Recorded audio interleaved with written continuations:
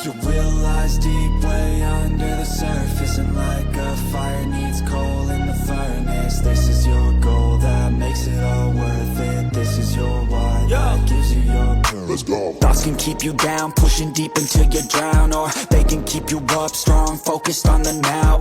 Glass half full, or has it been emptied out? Well, that's all up to you and your mind. Do you doubt anything, everything, not a thing? Make my thoughts work for me.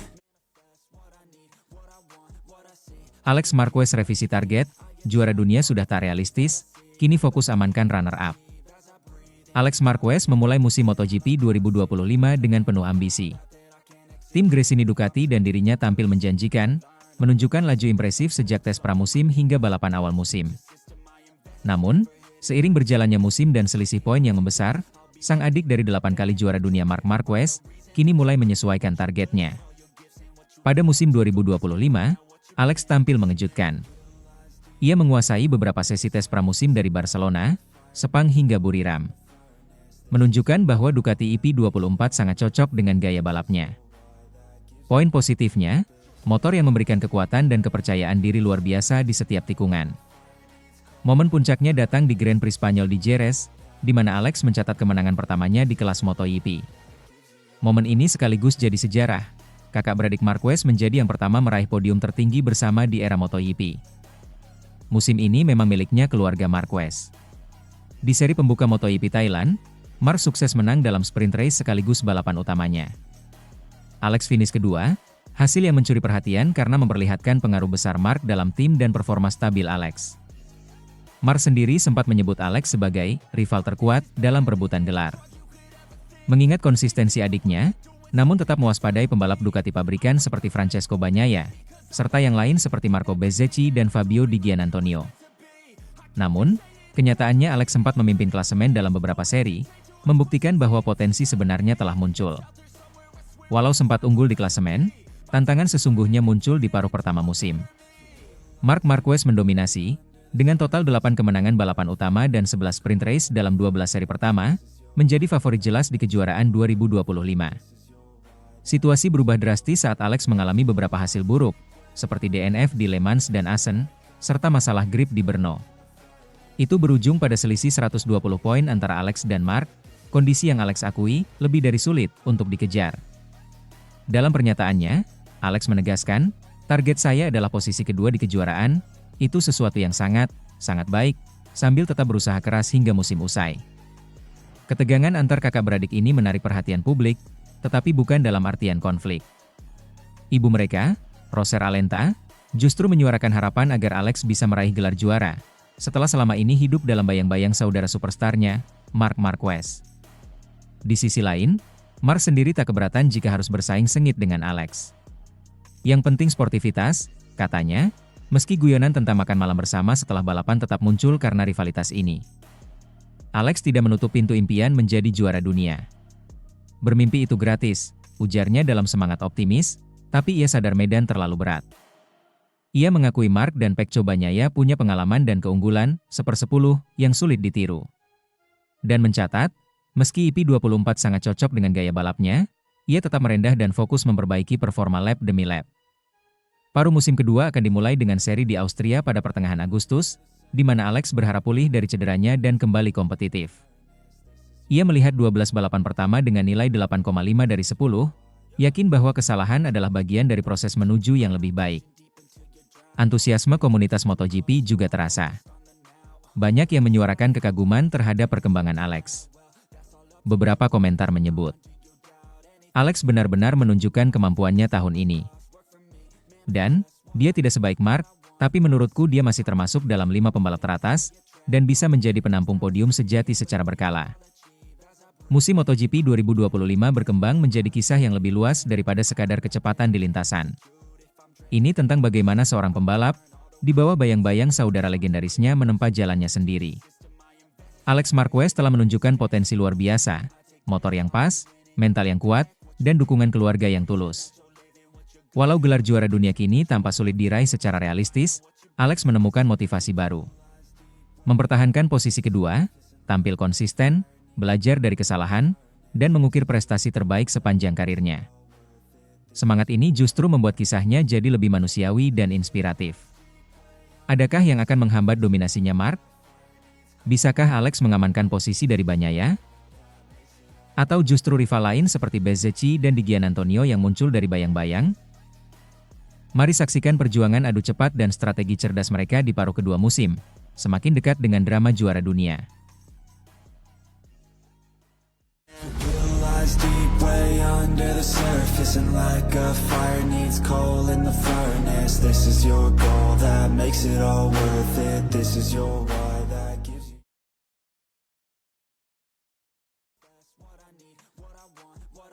Toprak Razgatlioglu tantang Marc Marquez di MotoGP. Marco Bezzecchi hanya tertawa. Dunia balap sedang bersiap menyambut duel besar yang belum pernah terjadi sebelumnya. Toprak Razgatlioglu, juara dunia Superbike 2 kali, akan memulai petualangan barunya di ajang MotoGP musim 2026. Namun, yang membuat dunia balap semakin bergelora bukan hanya debutnya, melainkan pernyataannya yang langsung menyentil para raja di kelas utama. Saya sudah lama menunggu untuk bisa bersaing langsung dengan Marc Marquez, ucap Toprak penuh percaya diri. Saya tahu dia tahu, bahwa saya mengincar posisi itu. Sontak, pernyataan itu menyita perhatian padek MotoGP. Marc Marquez, sang ikon MotoGP yang tengah memimpin klasemen 2025, tak kaget sedikit pun. Bahkan ia menyambut tantangan itu dengan senyuman penuh keyakinan. Toprak adalah pembalap luar biasa. Dia sangat kuat di WSBK, dan saya rasa dia punya gaya balap yang cocok dengan MotoGP, terutama dalam pengereman, kata Marc. Saya tahu dia menantikan saya. Dan saya juga menantikan saat kami bisa bertarung di lintasan. Bagi Marc, ini bukan sekadar pertemuan dua pembalap. Ini adalah awal dari rivalitas yang akan menguji batas-batas kemampuan dan strategi. Namun tidak semua pembalap MotoGP menanggapi serius ambisi Toprak. Saat ditanya soal komentar Toprak yang ingin melawan Marc Marquez, Marco Bezzecchi justru tertawa ringan. Dia lucu juga, ya, ucap Bezzecchi sambil tertawa kepada media. Baru datang dari WSBK sudah langsung menyebut Marc? Dia belum tahu seperti apa kerasnya MotoGP. Meski ucapannya terdengar sebagai candaan, komentar Bezzecchi menyiratkan satu hal penting. Dunia MotoGP tak mudah ditaklukkan. Saya tidak meremehkan Toprak. Tapi dia harus tahu, ini bukan sekadar soal kencang atau pengereman. Di sini, kamu harus tahu kapan bermain otak, kapan ambil risiko, dan kapan bertahan. Bezzecchi, yang telah naik podium MotoGP dan dikenal sebagai pembalap yang cerdas serta konsisten, seolah menjadi suara skeptis dari padek, menantikan apakah Toprak benar-benar bisa membuktikan ucapannya. Di balik ketegasan kata-katanya, Toprak mengaku tidak mudah meninggalkan Superbike. Saya merasa campur aduk. Sedih karena saya meninggalkan tim yang seperti keluarga, tapi juga bahagia karena ini mimpi yang jadi nyata, ujar Toprak dengan mata berkaca-kaca. Selama lebih dari 1 dekade, ia menjadi ikon di World Superbike. Gelar juara dunia, selebrasi, stopie, dan manuver-manuver spektakulernya membangun legenda Toprak sebagai pembalap penuh gaya dan nyali. Masuk MotoGP bukan sekadar naik level, itu berarti menghadapi motor yang lebih buas, teknologi lebih kompleks, dan lawan-lawan yang jauh lebih tajam. Banyak juara WSBK gagal berprestasi di MotoGP. Nama-nama seperti Toselan, Edwards, hingga Ben Spies menjadi contoh nyata. Berbakat, tapi tidak semua bisa beradaptasi. Toprak sadar akan hal itu. Musim pertama, saya fokus adaptasi. Tapi saya ingin langsung bertarung, katanya. Marc Marquez tidak menganggap remeh Toprak. Ia bahkan menyatakan bahwa jika Toprak bisa beradaptasi dengan ban dan elektronik MotoGP, maka ia akan sangat cepat. Dia agresif dan berani. Tapi MotoGP bukan hanya itu. Konsistensi dan strategi sangat penting di sini, ujar Marc. Di sisi lain, Toprak tidak gentar. Ia menyebut bahwa ia sudah mempelajari gaya balap para rider MotoGP sejak lama, dan siap untuk bermain di level yang sama. Kehadiran Bezzecchi menambah warna. Ia menjadi semacam pengingat bahwa tak semua pembalap menyambut Toprak dengan kekaguman. Ada juga mereka yang ingin melihat bukti nyata, bukan sekadar pernyataan. Bezzecchi bahkan menambahkan, banyak pembalap hebat dari Superbike datang ke sini dan kesulitan. Saya akan senang melihat bagaimana dia bertahan di 5 seri pertama. Dunia MotoGP sedang bersiap menyambut babak baru. Toprak Razgatlioglu bukan sekadar pembalap baru, ia adalah sosok yang datang dengan reputasi besar dan ambisi membara. Namun, Seperti kata Bezzecchi, reputasi tidak cukup. Di MotoGP, kamu harus membuktikannya setiap minggu. Akankah Marc Marquez dan Toprak jadi rival sejati yang memanaskan musim 2026? Atau akankah komentar Bezzecchi terbukti bahwa Toprak butuh lebih dari sekadar nama besar untuk bertahan di kasta tertinggi? Lies deep way under the surface, and like a fire needs coal in the furnace. This is your goal that makes it all worth it. This is your why that gives you what I need, what I want, what I see. I could be Berpesta di Misano, Marc Marquez diprediksi kunci gelar ke-9 di rumah Rossi. Dovizioso, saya percaya dia akan meraih di sana. Musim MotoGP 2025 berjalan bak panggung kejayaan bagi Marc Marquez. Di usia 32 tahun, sang juara dunia 8 kali ini kembali menunjukkan bahwa dirinya belum habis. Bergabung dengan Ducati Lenovo Team musim ini, Marquez tak hanya kembali kompetitif, tetapi juga tampil dominan. Mengingatkan publik pada masa-masa keemasannya bersama Repsol Honda. Yang membuat musim ini terasa spesial adalah kemungkinan Marquez mengunci gelar dunia ke-9 di Misano, Italia. Sirkuit yang disebut-sebut sebagai rumah bagi Valentino Rossi. Jika itu terjadi, maka sejarah tak hanya tertulis lewat angka, tetapi juga lewat simbolisme yang dalam dan penuh makna emosional. Setelah 12 seri berlalu dari total 22 musim ini, statistik Marquez berbicara sendiri. 11 kemenangan sprint dari 12 balapan. 8 kemenangan Grand Prix, 12 podium sprint dan 10 podium GP, dengan total 381 poin, unggul 120 poin dari posisi kedua, Alex Marquez. Dengan format baru MotoGP yang menawarkan maksimal 37 poin per seri, sprint dan GP. Marquez mencatatkan rata-rata 31,75 poin per akhir pekan, sebuah angka yang hampir mustahil disaingi dalam kondisi normal. Jika tren ini berlanjut, maka kecil kemungkinan pembalap lain bisa mengejar, termasuk sang adik sendiri. Tak ayal, publik dan para pengamat pun mulai menghitung-hitung, kapan Marquez akan menyegel gelar dunia ke-9-nya? Melihat dominasi Marc Marquez sepanjang musim 2025, berbagai analisis mulai bermunculan terkait kapan sang pembalap bisa menyegel gelar dunia ke-9-nya. Dari sekian banyak prediksi, ada 3 skenario yang dianggap paling mungkin terjadi. Masing-masing memiliki tensi dan latar cerita yang berbeda. Skenario pertama dianggap sebagai jalur paling aman, Grand Prix Mandalika di Indonesia pada 3 hingga 5 Oktober 2025. Jika Marquez menjaga konsistensi dan terus mencetak rata-rata di atas 30 poin per pekan, maka bukan hal aneh jika gelar dunia itu dikunci di tanah air para fan MotoGP yang dikenal sangat militan. Di tengah hiruk-pikuk Mandalika dan dukungan luar biasa dari tribun penonton, momen itu akan terasa spesial, sekalipun bukan yang paling dramatis. Namun, jika keunggulan Marquez terus melebar dan para rivalnya termasuk adiknya sendiri, Alex Marquez tak mampu mengejar, maka skenario kedua bisa jadi kenyataan. Marquez mengunci gelar di Motegi, Jepang, pada 26 hingga 28 September. Motegi memang bukan tempat yang asing bagi sang juara dunia. Tapi untuk bisa memastikan gelar di sana, Marquez harus meninggalkan Jepang dengan keunggulan minimal 185 poin atas pembalap di posisi kedua. Sebuah target yang realistis, namun tetap bergantung pada bagaimana performa pesaing dalam beberapa seri sebelum itu. Lalu, ada skenario ketiga, dan inilah yang paling menarik perhatian. Jika dalam 4 seri ke depan, yaitu di Austria, Hungaria, debut tahun ini, Catalunya, dan San Marino, Marquez mampu menambah 103 poin atas Alex Marquez, maka gelar dunia bisa dipastikan jauh lebih cepat. Grand Prix Misano di San Marino akan menjadi panggungnya. Jika berhasil, Marquez akan unggul 223 poin usai balapan tersebut, dan tak akan terkejar lagi meski masih ada 6 seri tersisa. Bukan hanya kemenangan yang akan ia raih di sana, tetapi juga cerita yang akan hidup dalam sejarah. Karena Misano adalah kandang dari Valentino Rossi, sang legenda yang selama ini berdiri sebagai bayangan besar di balik karir Marquez. Jika Misano benar-benar menjadi titik akhir perburuan gelar itu, maka Marc Marquez tak hanya mengunci trofi dunia ke-9, tetapi juga menuliskan babak paling simbolis dalam perjalanan karirnya. Di hadapan dinding-dinding yang penuh kenangan akan rivalitas masa lalu. Mantan rival berat Marquez dan ikon MotoGP, Andrea Dovizioso, turut angkat bicara soal peluang ini. Dalam sebuah wawancara dengan media Italia, Dovi yang 3 kali berturut-turut finish runner-up di belakang Marquez, 2017, 2019, menyebut bahwa hanya satu hal yang bisa menggagalkan skenario ini. Kalau dia tidak cedera, itu sudah pasti. Dengan performanya sekarang dan dukungan dari Ducati, saya tidak melihat siapapun yang bisa mengejar, ujar Dovizioso. Misano akan jadi tempat yang sangat simbolis jika dia kunci gelar di sana. Tapi saya tidak terkejut. Marquez adalah satu dari sedikit pembalap yang bisa memanfaatkan setiap keunggulan teknis dan psikologis. Dovizioso juga menyoroti aspek mentalitas yang menjadi pembeda antara Marquez dan pembalap lain.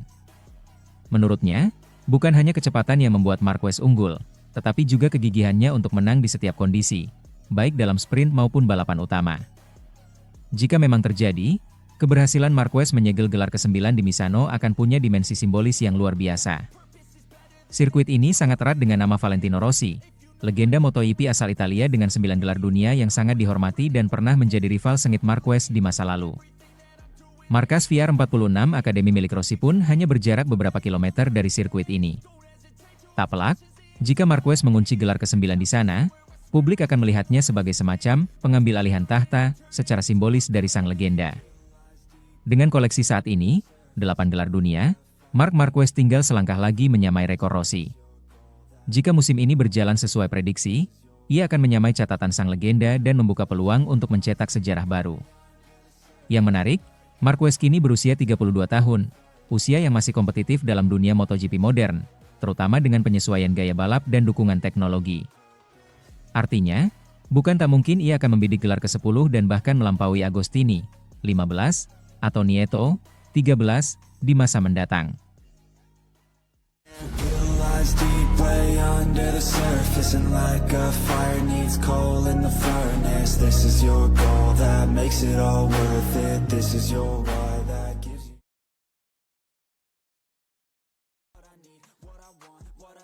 Digusur Marc Marquez, Enea Bastianini merasa aneh dengan keputusan Ducati, tapi saya tak bisa berkata apa-apa. Drama di balik layar dunia MotoGP kembali mencuat.